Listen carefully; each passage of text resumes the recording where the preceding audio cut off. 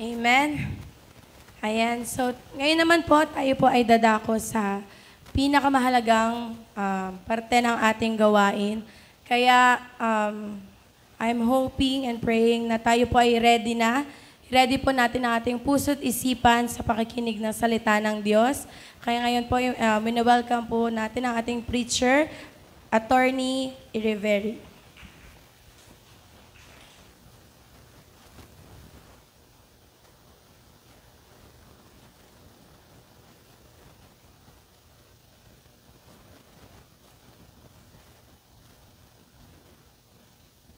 Leo to be here at makipag-fellowship sa at para magturo din. Nawa ay magkasundo-sundo tayong lahat. Nawa ay may mga pasalubong tayo. Yung mga galing sa ibang bansa. Kunwari, hindi nakikinig. Patay mali siya. Tayo po ay tumayo at manalangin. Let's pray. Holy Spirit, come unto us right now. Let your power work in our midst. Let your message be made loud and clear sa bawat isa sa amin. Holy Spirit, speak to each one of us. Prepare our spirit. Make our spirit right before you, so that whatever you say, it will be taken into our lives para po sa aming pang-araw-araw na buhay. Panginoon, salamat. Ikaw po ang tumayo sa aming kalagitnaan at magturo sa bawat isa. In Jesus' name. Amen. Amen. The first song says, set your eyes on Jesus. Napakahalaga po na ang ating buhay ay nakatuon sa Panginoon. If our eyes are not set, hindi po nakatingin sa Panginoon, wala po tayong makikita kundi dilim. Because our God is a God of light. If you focus your eyes on Jesus, you will see light. And that light will guide you in your everyday life. One more thing, our God is a big God.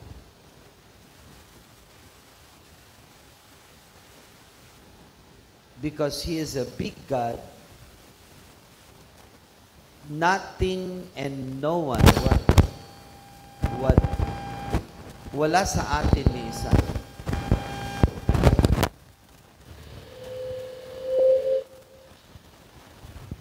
At yung Kanya pong pangunawa at pag-ibig sa atin ay walang makakasunod. Our God is beyond physical measure.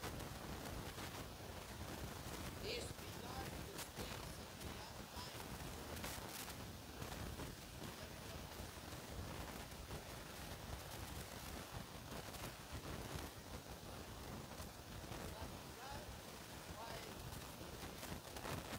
No one could measure any beyond time. He is present everywhere. Tandaan po ninyo, our God is present everywhere. Kung nasan man po kayo, nandun din siya. Kaya napakalaga to focus your eyes on the Lord and know that He is with you.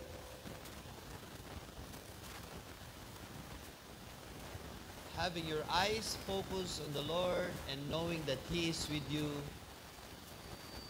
there is nothing that you cannot do if you are focused on Him and you are with Him. Focusing your eyes on Jesus means you have to follow Him.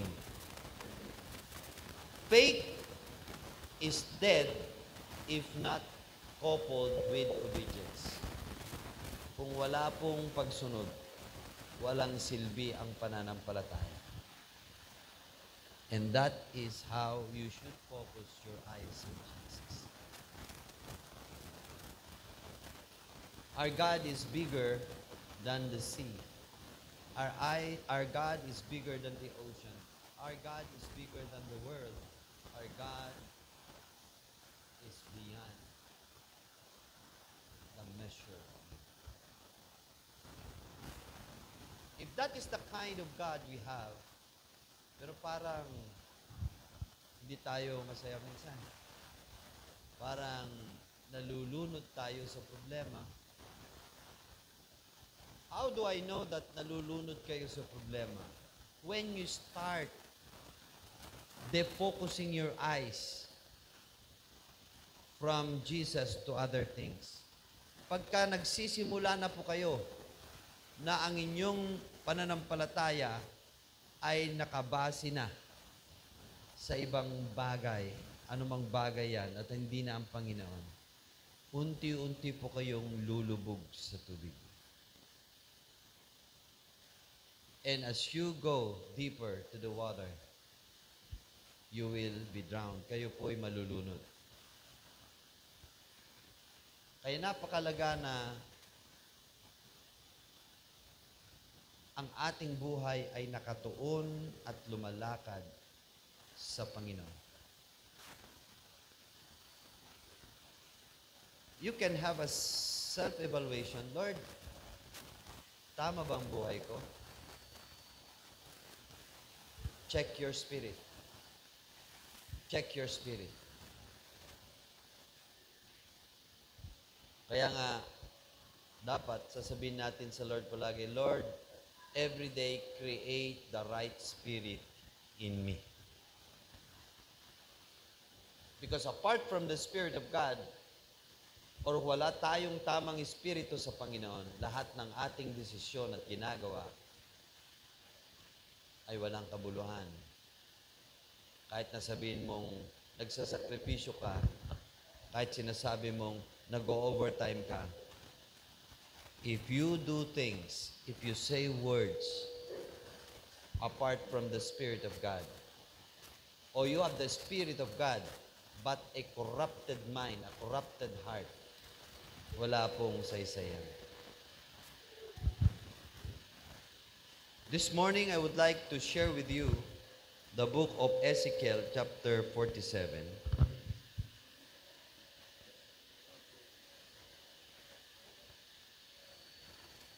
Kung meron po kayong mga Biblia,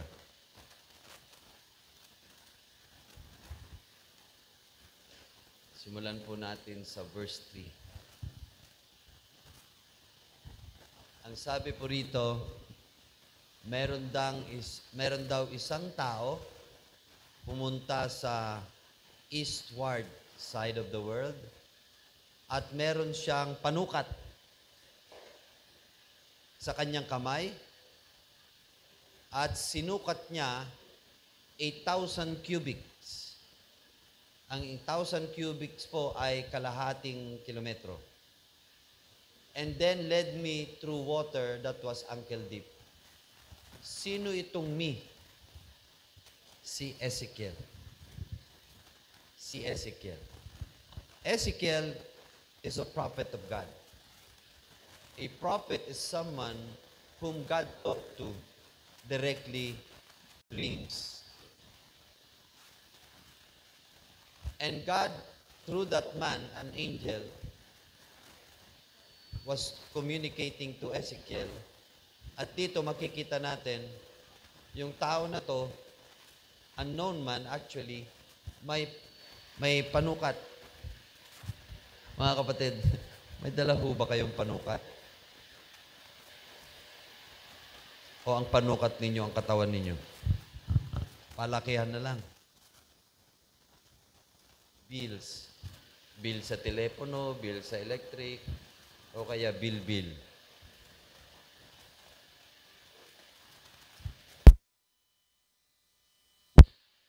Ezekiel was brought into a certain place by that unknown person na may panukat at mayroong tubig.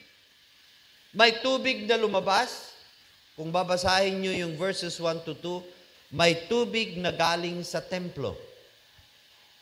Parang dito po, if this is God's temple, yung kanyang yung kanyang sa harapan, biglang may lumabas na tubig galing sa templo. Katulad ng templo nyo, mahilig sa tubig. Hanggang knee deep. At sinukat nung taong ito at nung nandun si Ezekiel ay ankle deep hanggang, ano bang Tagalog ng ankle? Hanggang bukong-bukong yung tubig. Ang bilis nun, ano?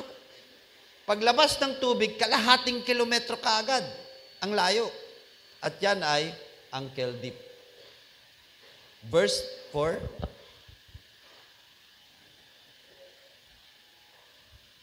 Verse 4, he measured off another 1,000 cubits. Ibig sabihin, yung 500 meters, yung half kilometer, biglang another half kilometer.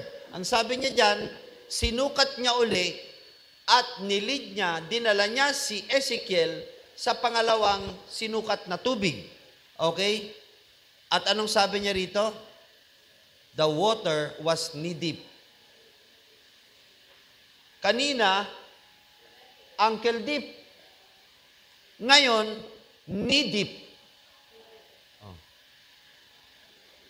Hanggang tuhod na yung tubig. Ang bilis, no? Ang bilis. He measured off another, tapos another 1,000 cubit and led me through water that was up to the waist. Ang bilis. Tubig, half kilometer, knee deep. Another half kilometer, knee deep. Another kilometer, waist deep. Huh? And then verse 5, nakita nyo yan? Saan galing yung tubig? Sa templo. Sa templo. Then sabi niya, another measurement, another 1,000 cubits. But now, hindi lamang siya tubig. Ano na siya? Ilog na siya. Ilog na siya. At ang ilog na to, sabi ni Ezekiel, hindi ko na kayang languyin. Hindi ko na kayang tawirin. A river that I could not cross because the water had risen and was deep enough to swim in. Ibig sabihin, mga kapatid, kanina, ankle deep. Pangalawa, knee deep. Pangatlo, waist deep. Dito, the water is above Ezekiel's head. Ayan, no? Ibig sabihin, lulutang na si Ezekiel. Lulutang na si Ezekiel. Kaya ang ginawa niya, sabi niya, kailangan ko nang lumangoy. Dahil hindi na siya makatawid gamit ang paa. And in verse 6,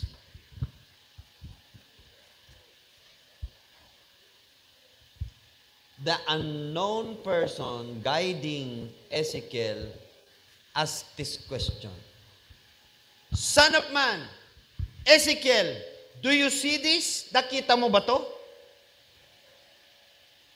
Pagkatapos ng tanong na yon, hindi sumagot si Ezekiel, sabi niya, then he led me back to the bank of the river. Kinuha siya out of the river, at binilag siya sa pangpang. Wala na bang verse? Last verse na yan. Okay.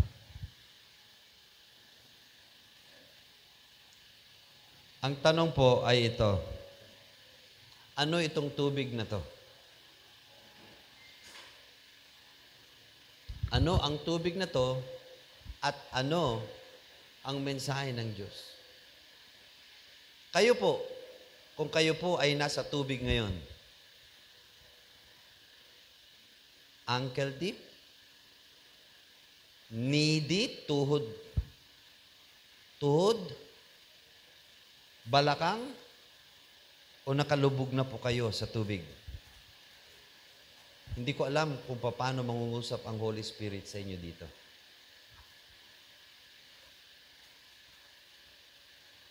Pero, at the end of the story, si Ezekiel, hinango siya sa tubig at dinala sa pangpang para ipakita kung ano at saan papunta ang river waters na to. Tingnan po natin, kung meron kayo dito sa verse 8. Sabi niya rito, then said he unto me, sinabi nung tao, these waters ay papunta sa iba't ibang bahagi ng bansa, hanggang sa disyerto, hanggang sa dagat. Sa verse 8. Alam niyo po ba, sabi niya sa verse 8, so itong river na to, kung saan pumunta, ang dami niyang pinuntahan, hanggang sa makarating sa dagat. At lahat ng nabubuhay sa dagat ay anong nangyari? Sa verse 8. Ang sabi niya rito, the sea is healed. Okay? The King James. Ano ba yan? NIV yan, no? Sabi niya rito, the waters shall be healed. Kasi yung sea na yun, Dead Sea. Patay ang tubig sa Dead Sea. Stagnant yan. Pero yung tubig na to na pinakita ng Diyos kay Ezekiel nung makarating sa Dead Sea na buhay o nagamot ang patay na tubig sa Dead Sea. Ito po yung senaryo dito, no? Kung makikita ninyo. I entitled this message as a call. The call to go deeper with the Lord.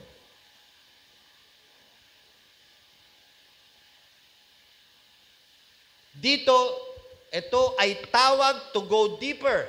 But going deeper here does not mean that you have to, na kayo ay mapailalim. Napaka-simple po nung kwento. Going deeper is allowing the waters to come to you overhead. Okay? Going deeper meaning is allowing the waters to come to you from ankle to knee to waist to overhead and above your head. Hindi yung ang going deeper is not to jump into the waters. That's not the correct thing. That's not the correct thing. Remember this. The water comes from the temple. Ang tubig po ay nanggaling sa templo ng Diyos. Sa makatuwid, ang tubig na ito ay galing sa Diyos. ay galing sa Diyos. And this water is overflowing. Tuloy-tuloy yan. Ang bilis ng kanyang pag-agos at pagdami.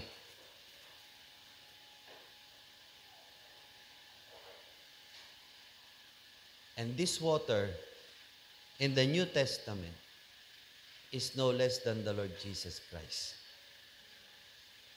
Ang tubig na to ay ang Panginoong Jesucristo. He is the living water. Pero hanggang saan si Kristo sa buhay ninyo? Hanggang ankle lang ba? Hanggang tuhod lang ba? Hanggang bewang ba? O lubog ka sa Panginoon? Are you under? Are you drowned in the power of the Holy Spirit? Kasi kung ang Panginoon, ang iyong pananampalataya ay hanggang, ano tawag Tagalog? Bukong-bukong, bukil-bukil. Ang daling iwanan ng Panginoon pag bukong-bukong yan. Di ba? Ang daling gumalaw because it's bukong-bukong deep. Kaya Lord, sige, samahan mo ako pero hanggang bukong-bukong ka lang ha. Huwag kang aabot sa puso ko. Huwag kang aabot sa bulsa ko kasi marami akong pera dito. At saka huwag kang aabot sa kamay ko kasi tatagay pa ako, Lord. Tatagay pa ako. At huwag muna hanggang sa bibig ko kasi marami pa akong ichichismis. Lord, di ba?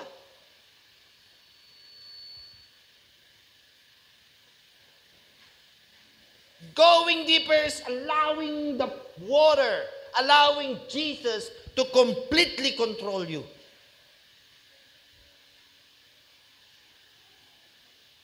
This is what we call baptism in Jesus. Kayo ba ay lubog? Kayo ba ay buong-buo na nakalubog sa kapangyarihan ng ating Panginoong Jesucristo? Oh, Lord, sige. Increase ko naman yung pananampalataya ko, Lord. Pati yung tithing ko, Lord, increase ko naman. So, points. Ba? Naging hanggang tuhod. Pero kaya pa rin yan eh, hanggang tuhod eh, ano? Kaya pa rin. This I tell you. If you have come to serve, if you have come to worship the Lord, it cannot be, your faith cannot be ankle deep, cannot be knee deep, cannot be waist deep, nor shoulder deep or head deep. Because coming to the Lord is either you are 100% in spirit or nothing at all. Inuulit ko. Kung narito ka lang, para lang tapusin ang role mo sa church, after that, wala ka ng pakialam. Hindi ka na nakikinig. O iniisip mo na kung saan ka kakain. O iniisip mo na kung saan kayo magkikita ng boyfriend or girlfriend mo. I'm telling you, you are not worshiping God in spirit.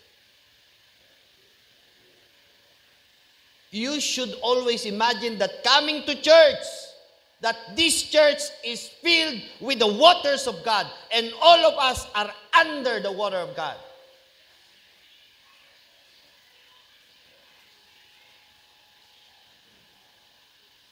So that you cannot, pag tayo po ay lubog sa tubig, all you can do is to swim. Hindi pwedeng you stay aground, you will die. Mamamatay ka. And the tendency is you will afloat. Lulutang ka. Maliban sa mga matataba. Ay sila pala ang lulutang talaga. Yung mga, yung mga talagang malalaki ang, kasi yan, may hangin lulutang yan. Wala akong pinatatamaan. Gusto ko lang sabihin yun. Ha? But all of us, once water is over us, our tendency is to afloat. Aangat po tayo because there's oxygen in us. Alam niyo po ba itong mga oxygen na to? Ito yung mga kakaibang espiritu sa buhay natin. Ha? Kakaibang espiritu. Ha? Tatandaan nyo, yung isang espiritu umalis. Pagbalik, nagdala pa ng maraming kasama. And once our feet are off the ground, unless we swim, we will die. So ang tendency po natin ay lumangoy. Then this one is the question. Ang sabi ni Ezekiel, hindi na niya kayang tawirin ang ilog. Alam niyo kung bakit? Napakalakas ng agos. Napakalakas ng agos. So imagine, nasa ilalim ka ng tubig. Taas ang lakas ng agos ng tubig. What will you do? What will you do? I'm talking about faith this time. I'm talking about the power of God in your life. And before I will go to that, tayo ay tinawag ng Panginoon. Ayon sa 1 Corinthians chapter 1 verse 9, alam to ni Kuya Joseph, alam to ni Kuya Michael, okay? At alam to ni Kuya Albert.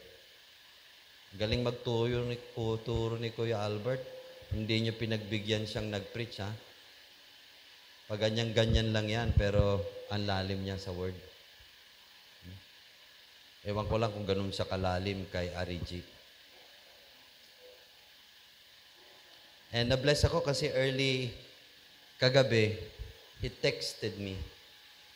Grabe, na-bless ako, bro. He texted me. Sabi niya, attorney, baka pwede mong padala yung mensahe mo at gagawin ko na ng... Grabe, no? Move by the Holy Spirit to bless me. Diba? Yan ang sinasabi ko sa kanya. Yan ang ministry mo. Huwag mong iiwanan yan. Lahat ng mga nangangailangan ng mga PowerPoint, etc., dapat ikaw yan.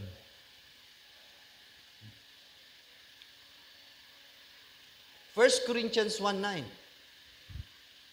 The greatest calling of God to us. The greatest calling. Kung wala po itong calling na to, at hindi nyo po alam ito, you are at a loss. You are at a loss. God is faithful who has called you into fellowship with His Son, Jesus Christ, our Lord. Ang pagkatawag po sa atin, isa lang ang tawag sa atin. Hindi ka tinawag sa praise and worship ministry. Hindi ka tinawag na mag-preach. No way. Isa lang. We're called to fellowship with Jesus Christ.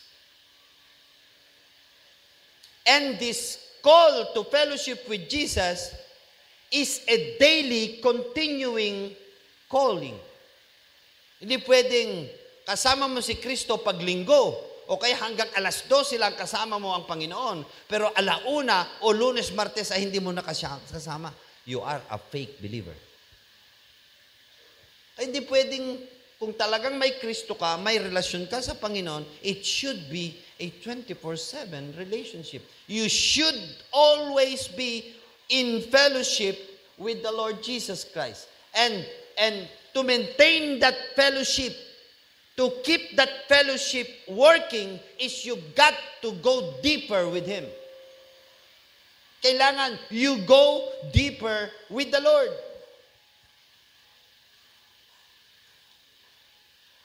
and not the Lord going deeper with you. You must go deeper with the Lord. You should act because God already acted. God first acted. God first loved you. God first created everything you need. All you've got to do now is for you to act. Hindi ang Diyos.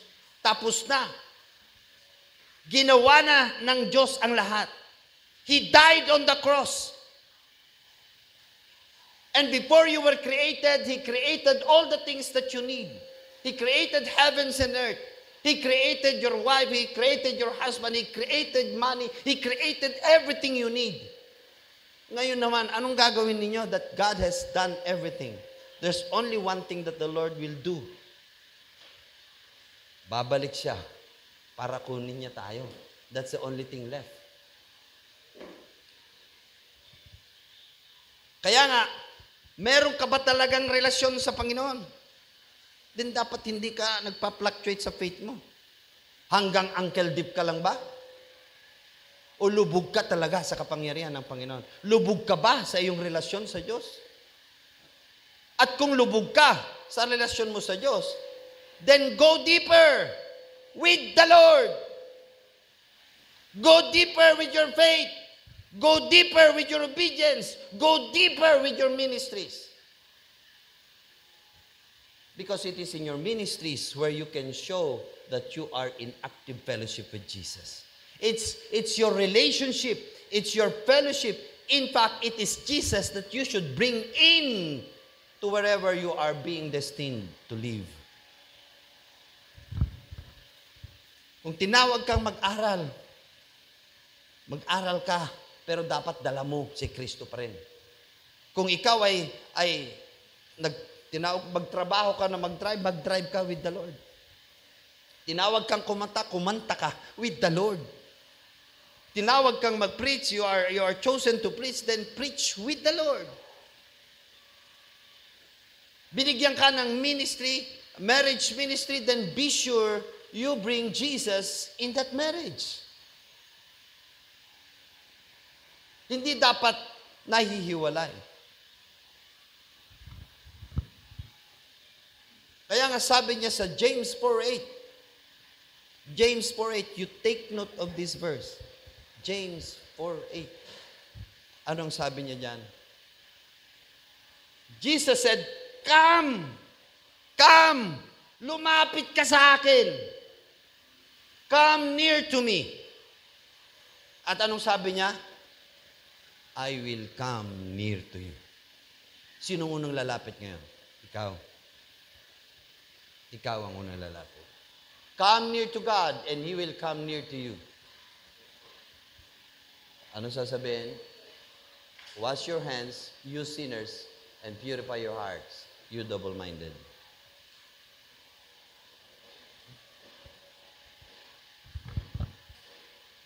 Pero tingin ko, ito ang realidad.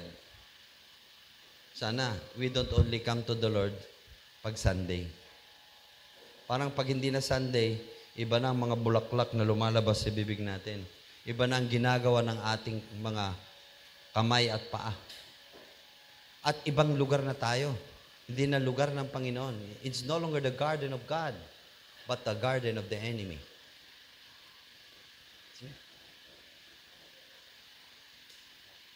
Many people say, Lord, bless me, Lord, bless me, Lord, bless me, Lord, I want this, Lord, I want this. Huh? Tama. Deuteronomy 7:9. Ano sabi ng Deuteronomy 7:9? Wala ka dyan? God is faithful. Know the Lord your God is God. He is faithful. Is a faithful God. Whatever He promised, He will fulfill. And even His covenanted love, He will fulfill. And He can bless you 1,000 generations. Yung kaapu-apuhan mo, kaya niyang dali ng pagpapala. The rivers, the waters, can reach your 1,000 generation. Yung mga anak mo, gusto mo pagpalain ng Lord? Yung mga anak ng anak mo, yung mga anak ng anak ng anak ng anak ng anak mo, pwedeng abutin ng tubig ng Diyos. But there are two things. He will only be faithful and He will only bless those who love Him and those who keep His commands. And so, do not expect blessings. Do not expect answers of our prayers if we do not love Him and we do not keep His commands. Yung iba, ginagawa lang talagang vending machine ng Lord. Yung bang pagpindot mong ganun, gusto mo labas kagad. Ha? Ginagawang bangko ang Panginoon, withdraw ng withdraw. Pahingi naman Lord, pahingi naman Lord, pahingi naman Lord. At tanong, nagdeposito ka ba ng pag-ibig? Nagdeposito ka ba ng obedience? Yung iba naman, talagang mahal na mahal ang Lord, talagang sumusunod at pinagpapala sila. Pero after 1 year, after 2 months, after 3 months, balik uli sa dating gawi. Di ba? Dati, underwater na sila. Bumalik uli sa ankle deep.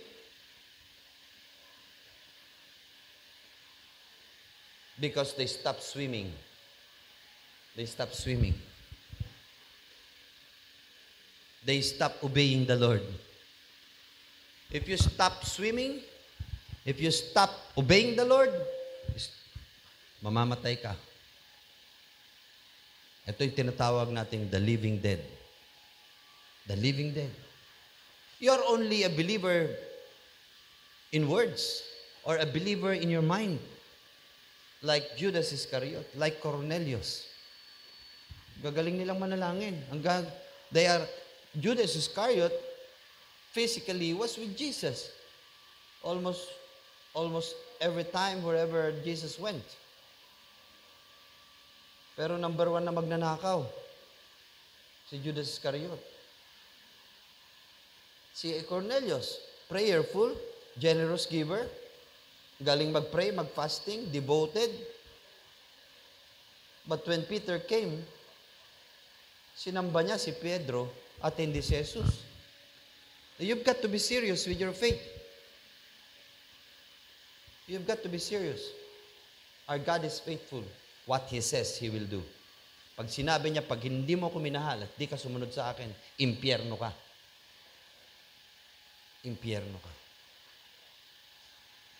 Kailan ka magmamahal? Kailan ka susunod? The waters, the increasing volume of waters would remind you of who you are. The increasing level of water will remind you of your faith.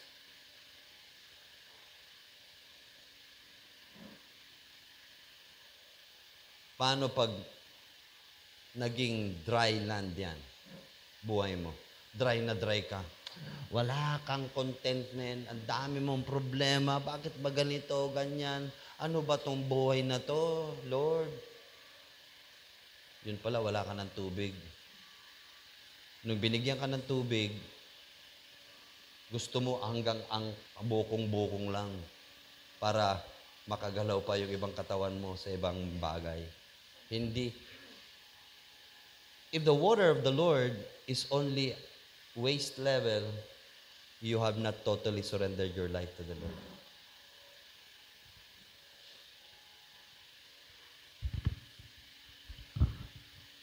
Kaya po napakalaga ito. Ay sabi niya, the call is, be with the Lord. Be with the Lord. Ako, nabibless nga ako kay Albert, kahit nasa work siya. Talagang nakikipag-fellowship sa amin. Double, multi-functioning. Pero pag tinanong mo naman, talagang tumpak naman yung mga sagot niya. Nagbo-volunteer pa yan talaga magturo. Ako naman yan, attorney. Ha? Ano ba yung huling tinuro mo? Anong C? Yung C4. C4. The greatest cooperation.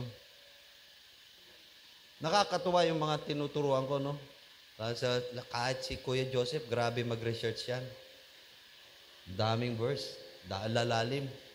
Kayo po ba? Nasa D group po ba kayo? Gusto nyo po bang lumalim yung tubig? Sabi ng Lord, come to me. I'll come to you. Lord, come to me. The water will increase if you will welcome the water.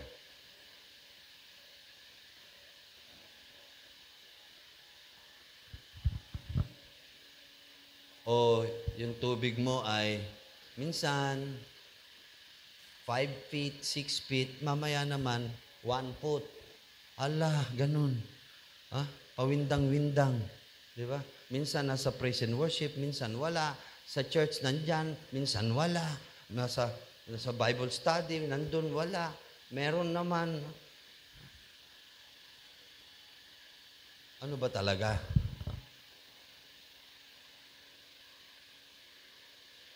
If Jesus is with us and we are in fellowship with Jesus, we have to go deeper with our relationship with the Lord, with our fellowship with God. And the best to go deeper with Jesus Christ is when we get into the ministry of the Lord. Inuulit ko po. Wala po kayong ministeryo. Wala kayong God-given work in church and outside the church. Uncle Dip yan. Uncle Dip. Baka mamaya maging anti-dip. Kasi uncle na lang ng uncle. Auntie naman. So let's go deeper.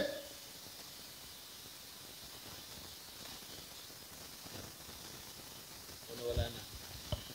Hello. There is a measurement. Merong panukat. Right now, I'm giving that measurement to you. Measure your faith. Measure your fellowship with the Lord. Measure your ministry in the Lord. The water depicted in this chapter is a water of blessings. Is a water of blessings. Waters that can heal, waters that can revive, waters that can restore, waters that can forgive, waters that can bring victory to you. So water is a victory. Bakit hanggang ankle deep lang tayo? O bakit hanggang tuhod lang? O bakit hanggang balakang lang? Why not be drowned with the water of the Lord? Totally surrendered. Romans 12:1, we have to present our bodies living sacrifice, holy and acceptable. Buong buhay, buong katawan dapat isuko. That's the meaning of going deeper. Dapat totally in control, totally in the hands of God. And listen to this. When so much power, that's why my prayer starts with, come Holy Spirit. Come, Holy Spirit. When I say, come, Holy Spirit, kasi na-share ko na sa inyo ito. Lalo kumakanta yung mga praise and worship, come, Holy Spirit. Bakit? Wala ba sa inyo ang Holy Spirit? At come, Holy Spirit. Come, Holy Spirit means you allow the power of God to conquer your whole life. The Holy Spirit is in your spirit. And the soul is not yet controlled by the Holy Spirit unless you allow the power to penetrate your soul. Unless you allow the power of the Holy Spirit to control your body. Okay? So when we say, come Holy Spirit, sinasabi yung Holy Spirit that is in within me, you are allowing Him to control your soul, to control your mind, to control your emotion, and to control your will. and to control the movements of your body. That's the meaning of come Holy Spirit. Hindi yung parang wala ka pang Holy Spirit, Holy Spirit, halika naman. Mali yung concept mo. Kaya hindi ka kaya ka concept. Come Holy Spirit in our midst. Ibig sabihin, come Holy Spirit, let your power be in our midst. Let your power work within and through us. Kaya if we are declaring that we have Jesus, we are pursuing the highest calling, we are living out that highest calling every day, then we have to go deeper in our faith, in our obedience, in our ministries.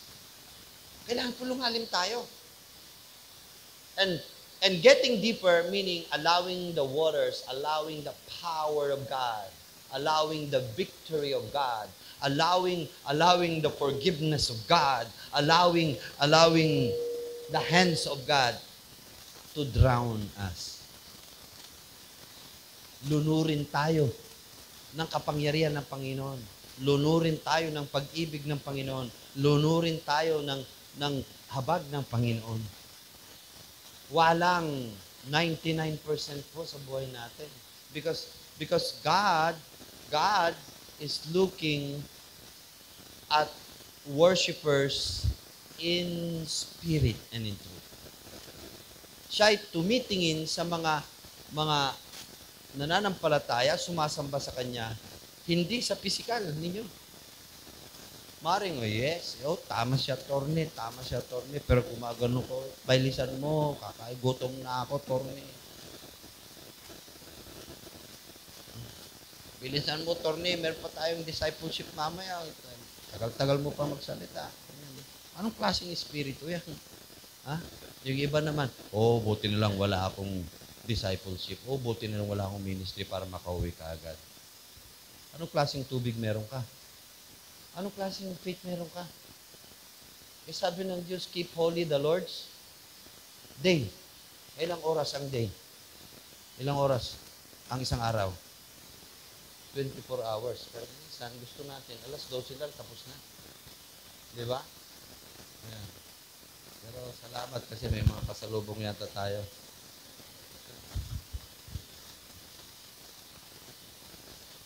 Going deeper is allowing the power of God by that water, the healing power of God, the victorious power of God. Imagine, sabi niya sa verse 12, that waters will go somewhere else. Different streams, different places, until it gets to the Dead Sea, and the water of the Dead Sea will be made alive.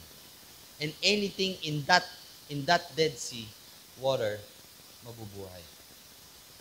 Nga lang, kung babasahin po ninyo, meron din tinatawag na miry places. May mga lupain na punong-puno ng putik, mga swamps. Stagnant water na ayaw nilang papasukin yung tubig ng Panginoon. Kaya sila ay naging asin. Katulad ng Sodom and Gomorrah. Yung asawa ni Lot. Na kahit anong gawin mo, istatwa na sila. So if you are not underwater, you are a salt.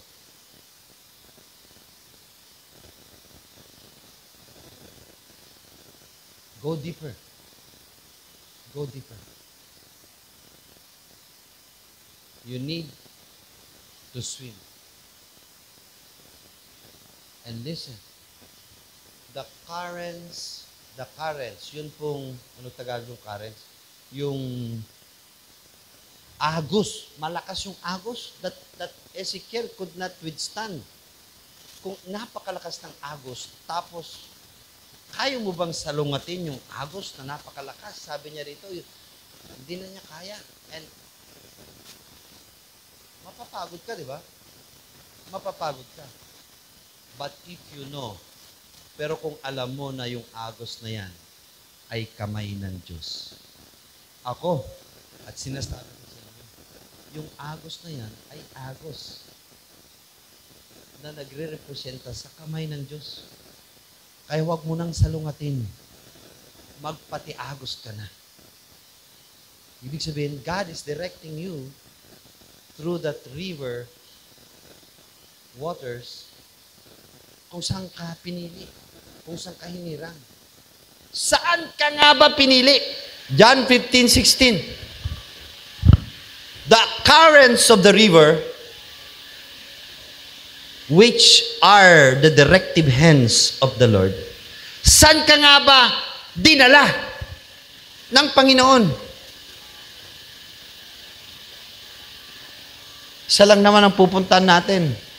Papupunta tayo sa Dead Sea.